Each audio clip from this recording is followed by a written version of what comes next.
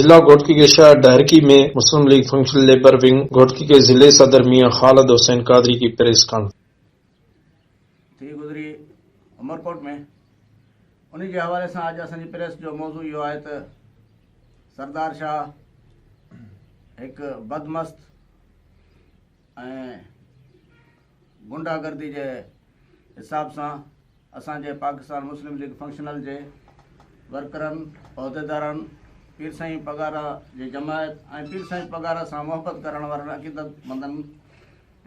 जैं peoples party के वाउंट न उन्होंने धिकारियो उन्होंने इंतकामी कार्रवाइन ते लही आया है। तहसील मौजूद मुस्लिम लीग फंक्शनल लेबर विंग के जिले सदर मियां खालिद हुसैन कादरी ने मीडिया से बात करते हुए कहा कि PS52 ज़मीनी इलेक्शन में जो धांधली हुई है वो अवाम के सामने है, लेकिन इलेक्शन जीतने के दूसरे दिन उमरकोट के अवाम के से इंतकामी कार्रवाई शुरू कर दी। आज जीत एक मुकद्दर की बात है, लेकिन MPA सरदार शाह को समझने में टाइम लगेगा और मैं पाकिस्तान पीपल्स पार्टी को साफ बताना चाहता हूं कि उमरकोट के हुर मुजाहिद अकेले नहीं हैं, हम उनके साथ हैं और अगर आप वहां की अवाम से कोई भी इंतकामी कार्रवाई हुई पूरे सिंध के हालात खराब होंगे और इसके जिम्मेदार पाकिस्तान पीपल्स पार्टी होगी। कैमरामैन अब्बास अली बलोच के साथ नूर मोहम्मद दश्ती, बड़ी खबर डहर।